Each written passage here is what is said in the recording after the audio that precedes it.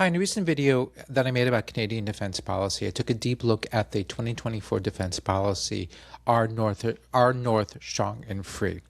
Now, as a number of people pointed out in the comments, it didn't go really far enough because basically in the just over a year that Mark Carney has taken over as Prime Minister, things have changed even more so. I mean, the change in Canadian defense policy over the last year has no parallel, as far as I know, in sort of the overall history of at least in the 20th and 21st century of Canadian defense policy. It's really quite remarkable. So I thought I needed to update already the video that I made and do a second video that looks specifically at this past year, the Carney era, and all of the changes that Carney has made. I also thought that I needed to pay a bit more attention to the proposed changes to the Canadian Army. I mentioned them before, but I wanted to go a little bit deeper because I think it's super interesting. So I want to talk about the Carney era, and I'm going to talk about what's going on with the Canadian Army. If you're new here, my name is Michael Shurkin, and welcome to my YouTube channel, Pax Americana, a conversation about world affairs, global conflict, military strategy, and anything else that happens to be on my mind. If you like this, please hit like and subscribe. It really helps my channel. You can also hit the thanks button, throw some money my way, or buy me a coffee using the link in the description below. Okay, so let's get at this. So part one, the baseline. What Our North Strong and Free actually said. Our North Strong and Free, or ONSF, it was released in April, and it was an update to the 2017 document, which was called Strong, Secure, and Engage. The headline numbers of ONSF are the following. The promised 18.1 billion Canadian dollars in addition, and new spending over 5 years, which would be $73 billion over 20 years. Defense spending would then rise from roughly 1.33% of GDP to a projected 1.76% GDP by the fiscal year 2029-2030. The government at the time called this a down payment on the NATO 2% target. Now, ONSF on paper was super interesting. Among other things, it said that, well, it was the most Arctic-focused defense paper that Canada had produced really in over a generation. The policy talked about northern operational support hubs, a new satellite ground station in the Arctic, specialized maritime sensors, airborne early warning aircraft, the modernization of NORAD, etc., etc. There's a real strong intent to boost northern defenses. But the structure of the spending, though, told a really different story. Most of the big Arctic figures, most of the big major projects that they wanted to do in order to improve the defenses of the Arctic were 20-year commitments, 20-year programs. So, for instance, the satellite ground station, $985 million. That's great. Over 20 years. Maritime ocean surveillance sensors, about $2 billion. Over 20 years. Tactical helicopters, $29 billion. Over 20 years. And when you stretch the big numbers across 2 decades, what you get is a very modest annual spending boost. And critics, including allies, notice. The basic problem is 1.76% ceiling by 2030 that's a problem. I mean, NATO members in 2023 had already agreed that 2% is now a floor for spending. It's not an aspiration. So you need to start at 2% and then try to get some higher number by 2030. Canada was projecting that it would still be below this floor by the end of the decade. Everybody was criticizing the government for this. So even before the changeover to Carney, there was building pressure. So for instance, in July 2024 at the Washington NATO Summit, Defense Minister Bill Blair, this was Trudeau's defense minister, tried to relieve some of it by launching a formal process to buy conventionally powered under-ice capable submarines. This is such a big program that this is going to help push the Canadian spending up towards the 2% line. The key takeaway, I think, of this segment of the ONSF is that there's a new rhetorical framework. There's strong and free, Arctic first. There's talk about sovereignty and strategic autonomy vis-a-vis the United States, etc. But there's still this 20-year spending framework. It's still sort of underfunded and underwhelming relative to the new change in the rhetoric. But the rhetoric, at least the rhetoric, though, is markedly different from everything that came before the 2024 statement. But all of this is going to come to an end. One aspect, of course, the reason why it came to an end, of course, is that Donald Trump came back to the White House in January of 2025. So that's a big thing because Trump shows up, and from the get-go, he's trolling Canada. He's making jokes about Canada becoming the 51st state. He's talking about seizing Greenland. I mean, it's not very funny from a Canadian point of view. Actually, it's not really funny from any point of view. But so the tone is changing. Everything's changing now. And then, of course, we've got Mark Carney, who comes into power in March of 2025. Part two, enter Carney, sharpening the rhetoric. Almost in his first week of office, the language around Canadian defense changes. And it's not just the dollar figures, but also the story that Ottawa is telling about why it's going to spend the money that it's going to spend. Carney's first move came in March 2025, so he's new in office. He gave I believe, like a press conference. He went to, I don't know how to pronounce this, Iqaluit, somewhere up north. Carney announced more than $6 billion for an Arctic over-the-horizon radar system to be developed in partnership with Australia, based on Australia's JORN technology. I don't know what that stands for, but the important thing is it's an over-the-horizon radar that lets you see threats, aircraft, missiles, etc., far beyond the curve of the Earth across the Arctic approaches. By the way, just today being 22 June 2026, the Canadian Defence Minister and Australia signed what is now a done deal. They signed the agreement. So this is actually happening. Carney, back to March 2025 at Iqaluit, Carney paired this program, this spending initiative, with roughly $420 million to expand the Canadian Armed Forces year-round presence in the north and across the Inuit Nunangat, which I guess is like the Inuit Autonomous Zone. This was Carney's opening statement, the Arctic and early warning first. So now we're starting to put more money where their mouth is, and he's making this happen. Then came June 2025. At the University of Toronto, Carney announced that Canada would hit NATO's 2% target that fiscal year, 5 years ahead of the schedule that his own party had set in the ONSF. This is a roughly $9.3 billion a year top-up, lifting projected defense spending for 2025 to 2026 to about $62.7 billion. He said this spending was, quote, to protect Canadians, not to satisfy NATO accountants. That signal line is a whole pivot in miniature.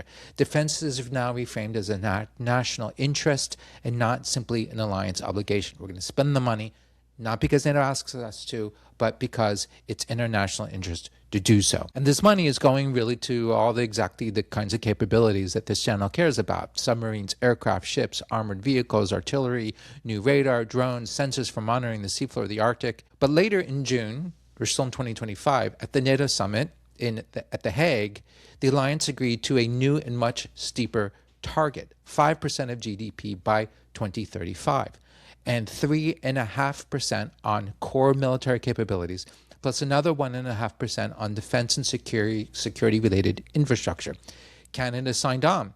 So in the space of about 3 months, Canada went from we're going to hit 2% by 2030, 2032 to we've already hit 2%, and now we're committed to 5% by 2035.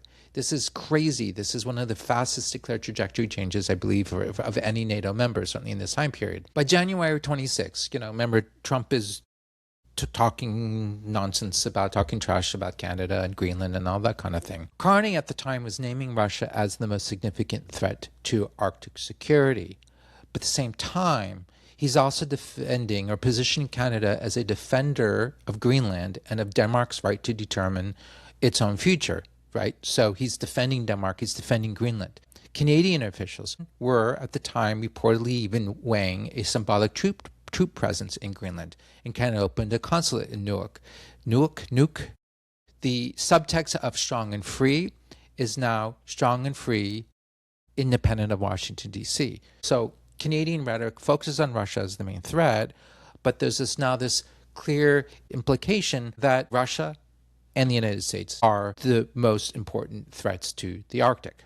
This word independent, I think, becomes like the bridge to everything that follows. So part 3, defend, build, and transform the North. On March 12, 2026, Carney, now in Yellowknife, somewhere up there, announced the plan that crystallized the whole shift. He comes out with this whole plan, which is called Defend, Build, and Transform the North, and it is backed by over $40 billion, more than $35 billion in federal investments, plus around $10 billion in major projects. If you read the opening lines of that announcement, you can hear the doctrine. Quote, Canada is moving from reliance to resilience. We can no longer depend on any one nation, the United States. We will no longer depend on any one nation, instead build a stronger, more independent country. With this new plan, Canada is taking full responsibility for defending our Arctic sovereignty, unquote. So no more relying on the U.S. We have to rely upon ourselves. Now, let me walk you through what's actually in it because the specifics matter. First, $32 billion for forward operating locations in Yellowknife, Inuvik, and Iqalut, I don't know, plus a deployed operating base at 5 Wing Goose Bay. The official language is striking. These are designed to, in the government's words, to, quote, enable the Canadian Armed Forces to defend the Arctic without the help of allies, unquote. Airfield upgrades, new and repurposed hangars, ammunition and fuel facilities, accommodations, warehousing. So you're building an infrastructure so that Canada can defend it on its own and operate up there on its own. Now, second, the Northern Operational Support Network. There are 2 new operational support hubs to be built in Whitehorse and Resolute, and 2 new support nodes at Cambridge Bay and Rankin Inlet, backed by $2.67 billion. These let the armed forces deploy rapidly and sustain a year-round presence anywhere in the north, no matter how remote or how cold. Third, $294 million for Arctic airports. They're going to do a runway overlay and modernization at Rankin Inlet, upgrades in Inuvik, etc., so that larger aircraft can land. These, of course, are dual use, both military and civilian, so there's some civilian benefits to this as well. And then there's a plan for an 800-kilometer Mackenzie Valley Highway connecting Yellowknife to Inuvik. There's the Grays Bay Road and Port project, which would give Canada its first overland connection to a deepwater port in the Arctic Ocean. The Arctic Economic and Security Corridor through the Slave Geological Province. No idea where that is. I'll have to look that up. And then there's the Talton hydro expansion, doubling the Northwest Territories' hydro capacity. I think this stuff is really interesting because what Canada is doing is it's fusing security and economics together into a single Arctic strategy. The deepwater port is explicitly dual use, it's civilian and military, the corridors, all these things are good for critical minerals, the export of copper, gold, and zinc to global markets, and to move forces as well. Energy Minister Tom Hodgson put it directly. He said, quote, national security, energy sovereignty, and economic independence meet. So this is no longer just a military shopping list. This is now a sovereignty doctrine. And at the center of this framing are Northerners and Indigenous peoples. Carney is selling Arctic defense as nation building, communities, jobs, lower costs of living, not just bases and radar. That's a deliberate political design. It makes the spending durable. It makes it much easier to palate for a lot of people. And it's much harder to cut a program that builds your constituent's airport than one that only builds a hangar for the Canadian military. Now, the bottom line for this segment, Defend, Build, and Transform the North, is ONSF's Arctic ambition. So it's the same Arctic ambition as the ONSF of 2024, but now it's compressed from a 20-year drip into a 7-year surge, and it's made more detailed, more concrete, more crystallized, and now we have language of independence from the United States. And before I forget, it was in March of 2026 that Canada announced that it had officially reached the 2% of GDP mark, so March 2026. Okay, so let's put this on pause for a little bit, just for shameless promotion. I want to promote this little book that I wrote. It's called The French Way of War. It's available on Amazon. It's also available in French. The French version is called Penser la guerre à la française. Both are available on Amazon. What is this book? This book and its French peer are distillations. I have distilled out from many, many years of studying 20th and 21st century French military strategy. I've distilled out 8 main insights that I think are particularly interesting and useful. They provide an excellent tool for thinking about conflict and thinking about strategy. And no, this is not AI slop. This is 100% pure Michael Shirkin going all scholarly on a large library of some of the best writing about military strategy available in any language. So please check it out. It's on Amazon. It's also on Amazon France, Amazon Canada, Amazon UK, etc., etc. Again, both in English and in French. Part 4, the hardware. Where's the money going? Submarines. Remember, the submarine process Trudeau's government launched in 2024. Under Carney, it's accelerated it. In August 2025, the government shortlisted 2 finalists for the Canadian Patrol Submarine Project. Germany's ThyssenKrupp Marine Systems with the Type 212CD, and South Korea's Hanwha Ocean with the KSS-3. The program aims for up to 12 conventionally powered under-ice capable boats. Now, the up tos, by the way, is always important when you're dealing with countries like Canada. They'll set some very ambitious number. We're going to spend $1 gazillion and buy 20 of something. And in the end, they might only end up with 4, or something like that. It's a big difference. The difference between they're saying they're going to get 12 of these subs. 12 is really important number compared to, let's say, 4. And remember also, you need like 3 subs in order to have one always operable. So if you've got 12, that means you've got like 4 that you can use at any given time. If you have 3 subs, you only have 1, or 4 subs, you can only have 1 that works at any single time. So the numbers really do matter. Anyways, this is going to be one of the largest conventional submarine purchases in modern history. Analysts estimate that this whole thing could cost around $60 billion. Now, the requirement I find is super interesting. They want to be able to operate under Arctic ice for weeks, patrol over 3,500 nautical miles, carry heavy torpedoes and anti-ship and precision strike weapons. Hanwha has dangled an aggressive timeline. They are promising 4 boats before 2035 if a contract is signed in 2026. This is Canada buying the ability to hold 3 oceans, including under the ice, at risk for any adversary. Huge deal. Also, icebreakers. In November 2024, Canada signed the ICE Pact, ICE Pact, with the United States and Finland, a trilateral agreement to build polar icebreakers. Then in March 2025, Canada went ahead and awarded 2 big contracts, about $3.2 billion to Seaspan in Vancouver and $3.3 billion to Davy and Lévis, Quebec, for new Arctic and polar icebreakers. By the March 2026 Northern Plan, the ambition has grown to 4 new polar icebreakers. There's an irony that's worth flagging here. The Ice Pact was supposed to deepen Canadian-U.S. Arctic cooperation, but by January 2026, with Washington getting all weird about Canada and Greenland and the Northwest Passage, that same cooperation has become politically awkward. The partnership that, as the CBC put it, looked great until Trump started threatening the Arctic. So this is the tension running through everything. On one hand, Canada is rearming the Arctic with the Americans, together with the Americans, like NORAD, et cetera, the way it always has. On the other hand, it's also arming the Arctic with an eye towards countering the American threat. So it's sort of awkwardly treating the United States as both an ally and a menace at the same time. It's strange, right? But this is where we are today. Also, they're going to spend money on surface combatants and patrol ships. In March 2025, Canada committed to roughly $22.2 billion to Irving Shipbuilding for the first of 3 River-class destroyers. This is going to be the backbone of the future surface fleet. And the March 2026 plan added the March 2026 plan added 6 new Arctic and offshore patrol ships, expanding the current fleet of 4. Then there's the issue of surveillance and early warning. Then we've got the satellite ground station program, maritime sensors, continuing NORAD modernization, which is an $87.4 billion 20-year program. And all you have is this is like a whole sensing layer of Arctic shield. They're sort of developing this multi-layered Arctic shield.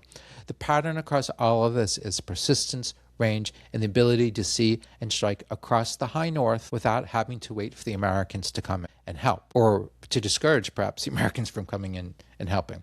Part 5, the Army's quiet revolution. So now I want to focus on the Army. This, again, is also super important.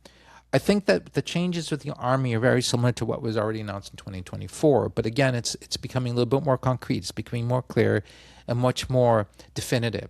So in August 2025, the Army came up with something called the Inflection Point 2025. It's a new document. So Inflection Point 2025, Canadian Army Modernization. This document opens with one of the bluntest lines I have read in a comparable Western defense document. It says, quote, "The Army we have is not the Army we need." Ooh, that's a huge admission. Here's the central shift. For decades, the Canadian Army was built for what the document calls contribution warfare, generating forces for coalitions doing peace support, capacity building, counterinsurgency, Afghanistan-style stuff. So the idea is there's some coalition, they're doing something in Afghanistan, and we want to contribute to it. So we're going to put together a force, and they're going to contribute to it. And then we've checked our box, we've contributed to the alliance, and we've been good citizens of the world. That's kind of what they're designed for.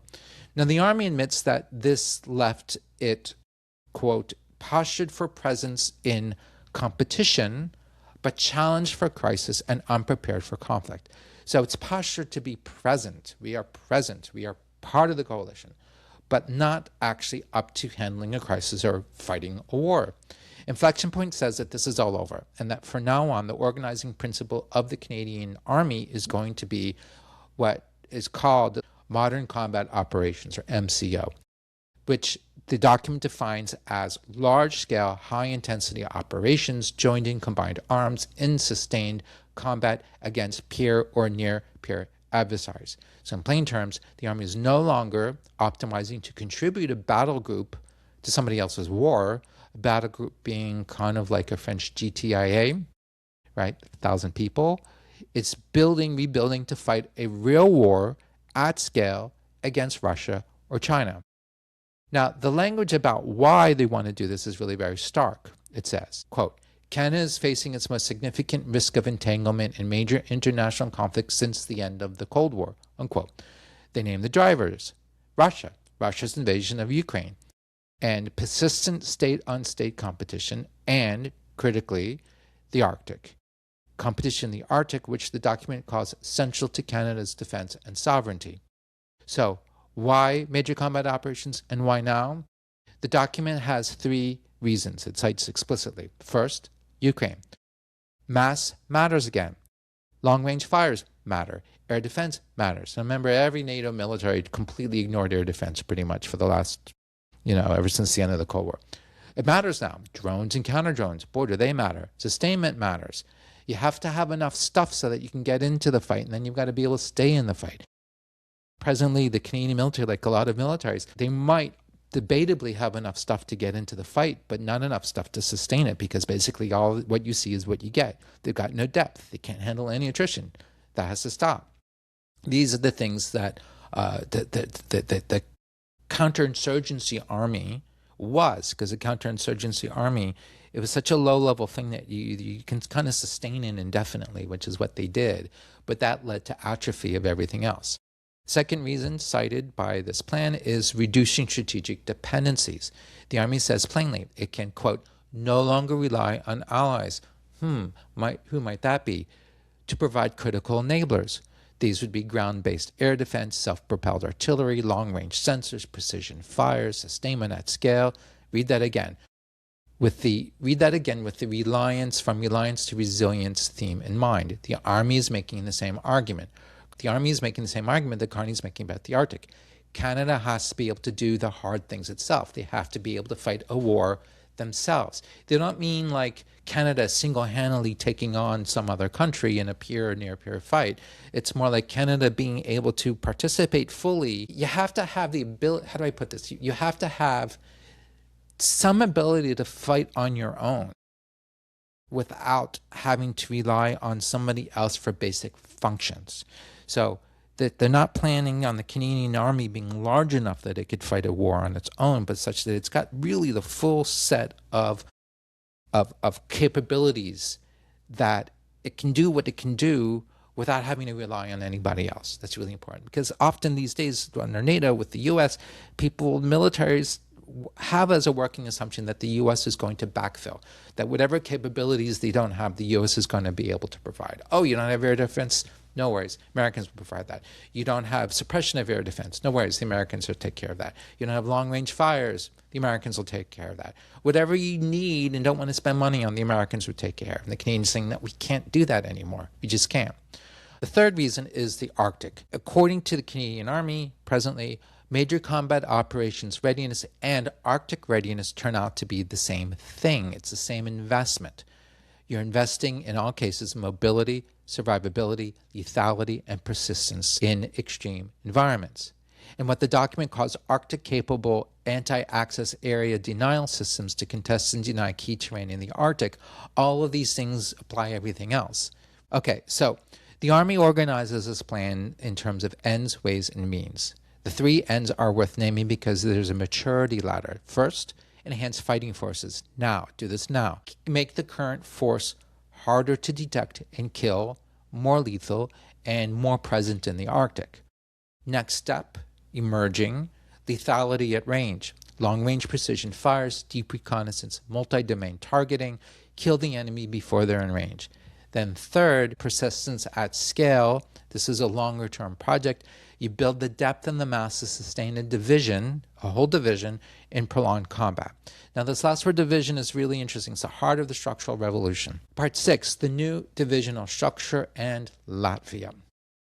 There's a scale problem that the inflection point document wants to address. The Army defines the latter as the following. Right now, the key element in the Canadian Army is the combat team. It's about 180 soldiers. And then you've got a battle group, which is about 1,000 soldiers. And the document admits that this is the level that Canada is really resourced for, being able to generate and supply a battle group. That's what it can do independently. Brigade is about 5,000 people, and it's described as the lowest level at which you can integrate joint effects across all domains. That's the level at which Canada needs to be able to fight, according to the Army. They need to be able to do a full brigade. But how do you do that? Well, you can't just have a brigade to generate a brigade. You have to have a whole division. So a whole division, that's like 15,000 people, which ultimately works out to something like 3 brigades. But this is how you generate enough people so that you can sustain a brigade in major combat for any length of time. Very ambitious. That's the gap that the Canadian Army has to close. Today, the Army is organized around 4 regional division headquarters and a training command. It's a model that's built for administration, but not for warfighting. The inflection point document scraps that logic. The objectives of the new design are to regroup the regular force into a single warfighting division, to concentrate the regulars into one division structured, trained, and equipped for major combat operations, and stop spreading them thin. The goal is enabled brigades that can actually operate in a divisional context with Canadian and Allied formations. 2, set up a second Canada-focused division built around the Army Reserves and the Canadian Rangers, with a cadre of full-time leadership. Its job is domestic contingency, presence, domain awareness, security operations, and in a major war, it creates a framework, provides a framework for full national mobilization, expanding the reserves to generate depth. 3rd, field light, medium, and heavy forces with clear roles. The Army calls its current force as overly symmetrical. Every one is vaguely the same. There's no clear definition. The new design wants light forces centralized for rapid crisis response, medium forces for agility, and heavy forces for the firepower to contest a peer. Agility, endurance, and punch. 4, build the enablers and sustainment to support a division in contact. So now you need enablers. It's not just combat, it's combat support and combat sustainment support. Air defense, long-range fires, network sensors, AI-enabled targeting, and a sustainment system that doesn't collapse the moment a just-in-time contract fails. So you can't just skimp and have a just-in-time logistical thing. You've got to have surplus, excess, slack, and all of these enablers present within your division. Now, this is where the Latvia deployment comes into play. Latvia serves the Canadian Army as something like a proof of concept. It's the one place that Canada is already trying to climb this battle group to brigade ladder for real. So the story is like this. After Russia's 2014 annexation of Crimea, Canada took the lead of NATO's enhanced forward presence battle group in Latvia based at Camp Adaji, I don't know how to pronounce that. Canada then becomes a framework nation in 2017 with roughly, it's got 1,000 troops there.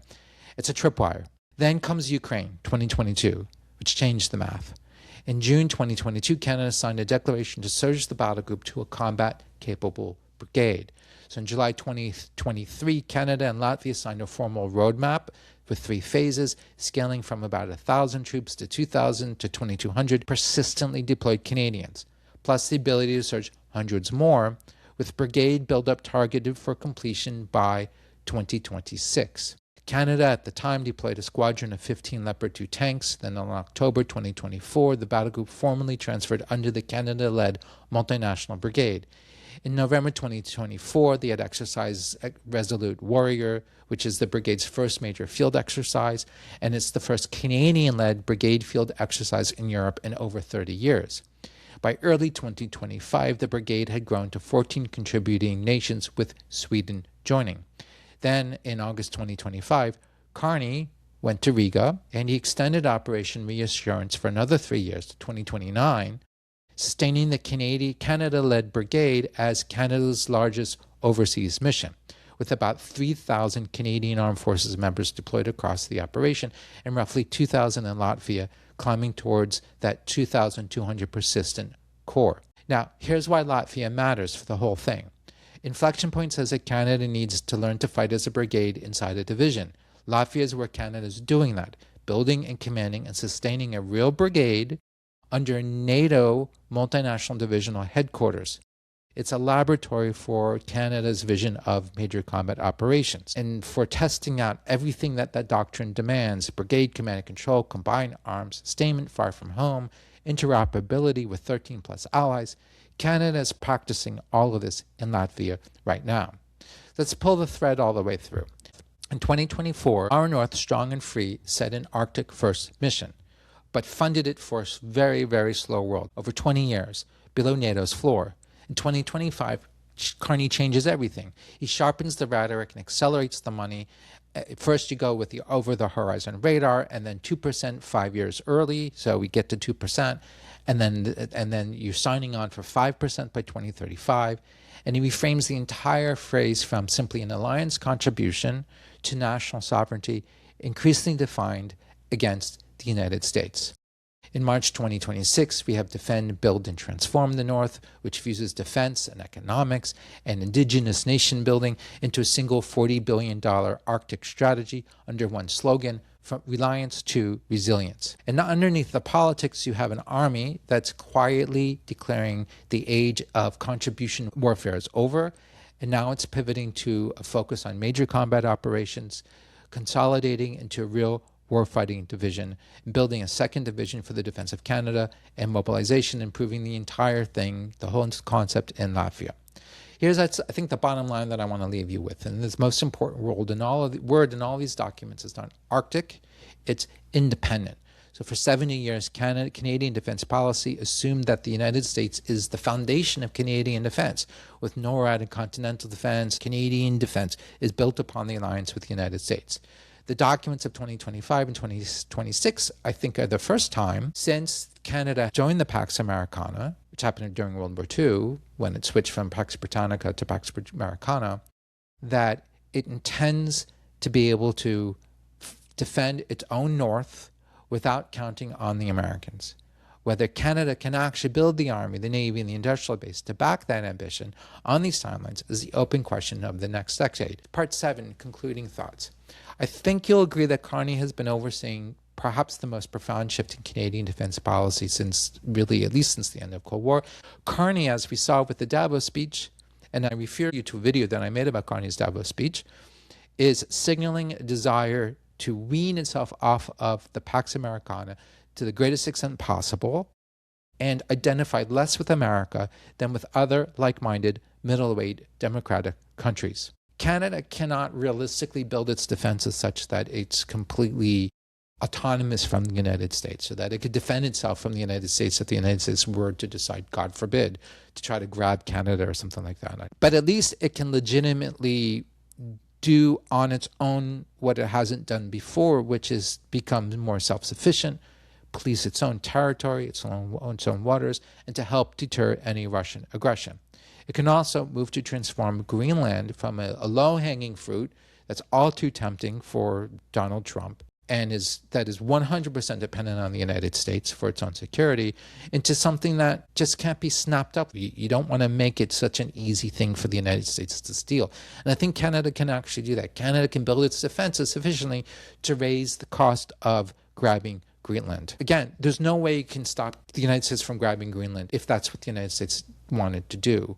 But part of why the calculus of the Americans doing it is that, oh, it's just so easy. It's just right there. It's just a slow-hanging fruit. You just pluck it. No, make it more difficult. And you know, I hate to say this as an American, I applaud the move. Like, we really are all better off if Canada simply is a less tempting target for somebody like Donald Trump or anybody at the White House. Canada does have a lot of money. It's a wealthy country. Its GDP is $2.4 trillion US dollars, which makes it the 9th largest economy in the world. 2% of that's about $48 billion. A single percentage point is $24 billion. It's just a question of priorities. And historically, Canadians, even during the Cold War, were not really that willing to spend money. They preferred to spend the money on social welfare than on defense. So even during the Cold War, they didn't spend nearly as much money as they might have. There's a difference, though. In the Cold War, the Canadians could take for granted American defense, the American security umbrella, which made it hard to justify spending a lot of money. Because why? When Canada really never needed to spend a dime on defense because the United States would do it all for them. Now that that's no longer true, thanks to Donald Trump, it might be possible that Canadians will be more willing to spend money on defense than they have been since World War II. Because now there's a threat. Now the people that they've counted on most, the Americans, to defend them, are now kind of questionable and unreliable. The other big question is recruitment. Growing the force requires more people. The good news is that over the past 5 years, from what I've read, the Canadian recruitment is up. They're getting more people. This is good. But you also have to increase retention, which is probably more difficult than simply getting more people to sign up. Is that possible? Of course it is, yes. But it requires money, and it requires reforming things, reforming military institutions, reforming all the things that seem to encourage people to leave the military in the first place. I really hope Canada works this out. I'm rooting for Canada. I'm rooting for you Canadians, not because I hate America, but because in my vision of the Pax Americana, it's really important to have friends. You cannot not have friends. You have to have friends. And the stronger your friends are, the better. That's the way I see things. Or maybe I'm just feeling in a particularly pro-Canadian mood these days because of the Rush reunion tour that's gotten me to really listen to almost nothing else but Rush for the last 2 weeks, really. And yeah, so, thank you for Rush, Canada. Thank you for Rush, and thank you for Joni Mitchell. And I feel like between those two things, your contribution to the planet is already secure. Now I'll just close you with some words from Rush. There's unrest in the forest, trouble with the trees, for the maples want more sunlight and the oaks ignore their pleas. The trouble with the maples, and they're quite convinced they're right. They say the oaks are just too lofty and they grab up all the light. I'll leave you with that. Thank you very much. I hope you enjoyed this video. In the description, you'll see links to my Substack, which is also called Pax Americana, and also my social media, and also my website, which is michaelshirkin.com. Stay tuned. There's plenty more in the pipeline. Thank you, and see you in the next video. Bye-bye.